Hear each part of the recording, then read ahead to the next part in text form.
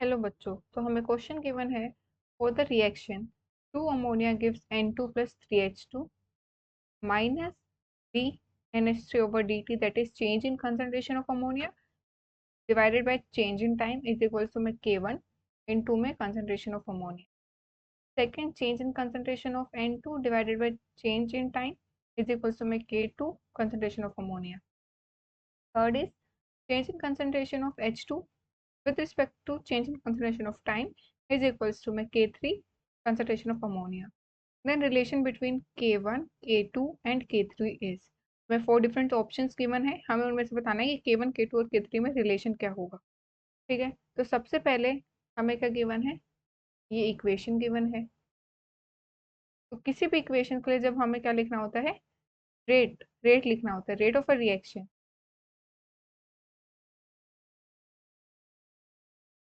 Is equals to में change in concentration of ammonia, that is minus d NH3 by dt, और जो भी उसका स्टोशियोमेट्री होता है, लाइक यहाँ पे क्या है 2, उससे हम क्या करते हैं, डिवाइड कर देते हैं, 2 से डिवाइड हो जाएगा।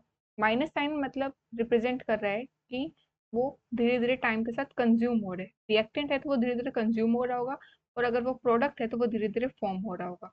तो इनके साथ हम प्लस साइन रिप्रेजेंट करते हैं, या फिर हम प्लस को कभी कभार दिखाते भी नहीं है, हम डायरेक्टली दिखा देते हैं कि वो पॉजिटिव ही है। तो ये क्या हो जाएगा, change in concentration of N2 divided by time. अब यहाँ पे स्टोशियोमेट्री क्या है, N2 के आगे 1 है, तो यहाँ पे 1 से डिवाइड करो ना करो एक ही बात है, मतलब 1 into में कुछ भी कर लो वो 1 ही आ जाता है, और 1 से अगर आप डिवाइड करोगे किसी भी चीज़ को तो भी सेम ही चीज़ आती है। फिर आ जाती है, अगर हम H2 के टर्म्स में लिखेंगे तो क्या होगा, change in concentration of H2, change in concentration of time, और इसकी स्टोशियोमेट्री क्या है 3, तो हम क्या करेंगे 3 से डिवाइड कर देंगे। ऐसे हम लिखते हैं रेट ऑफ अ रिएक्शन। तो इस रिएक्शन का रेट ऐसे हो गया। ठीक है, अब हमें क्या क्या गिवन है, हमें गिवन है minus D N H three over D T, K one N H three, D N H two over D T, ये सब हमें वैल्यूज गिवन है, तो हम पुट कर देते हैं। तो रेट ऑफ रिएक्शन क्या हो जाएगा हमारा, रेट ऑफ रिएक्शन हो जाएगा minus D N H three over D T, मतलब इसकी वैल्यू मुझे गिवन है कितनी, के वन इंटू में अमोनिया, तो मैं पुट कर दूंगी, वो क्या हो जाएगा K one ammonia divided by 2 is equals to में NH2 ओवर dt की वैल्यू कितनी गिवन है मुझे, इसकी वैल्यू गिवन है K2 NH3, तो ये हो जाएगा K2 NH3। ठीक है, फिर इसकी वैल्यू कितनी गिवन है, DNH2 ओवर dt की वैल्यू गिवन है, ना कि मुझे 3 के साथ गिवन है, तो वो हो जाएगा K3 इंटू में कंसंट्रेशन ऑफ अमोनिया, और क्या डिवाइडेड बाई 3।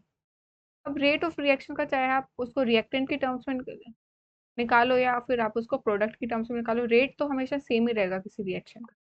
तो क्या होगा, ये तीनों चीजें सेम है, that is K1 ammonia by 2 is equals to में K2 ammonia is equals to K3 NH3 over 3। Okay, तो ये हो जाएगा, जब हम 3 से तीनों को मल्टीप्लाई कर देते हैं तो ये क्या हो जाएगा, 3 K1 इंटू में अमोनिया बाई 2, यहाँ पे क्या होगा 3 K2 अमोनिया, और यहाँ पे हो जाएगा 3 K3 अमोनिया और 3, 3 से 3 कैंसिल। अब अमोनिया तीनों में है तो आप कंपेयर कर रहे हो, कैंसिल कर दो तीनों से, सेम ही है, तो ये क्या आ जाएगा 3K1/2, 3K2 is equals to K3। ठीक है, 3/2 K2 को क्या लिख सकते हैं, 1.5 K1 इज इक्वल्स टू में 3K2 इज इक्वल्स टू में K3। तो ये आ गया हमारा relation between K1, K2 and K3। तो हमारा ऑप्शन कौन सा हो जाएगा, हमारा फर्स्ट ऑप्शन करेक्ट ऑप्शन होगा, इसका आंसर होगा हमारा first option.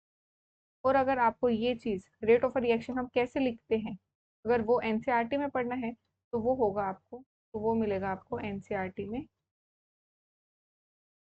Page number 97 according to पुरानी बुक में केमिकल काइनेटिक्स चैप्टर में पेज नंबर 97 पे आपको रेट ऑफ रिएक्शन कैसे लिखते हैं, स्टोशियोमेट्री से डिवाइड करते हैं, वो डिफरेंट डिफरेंट एग्जांपल्स देके समझाया गया है।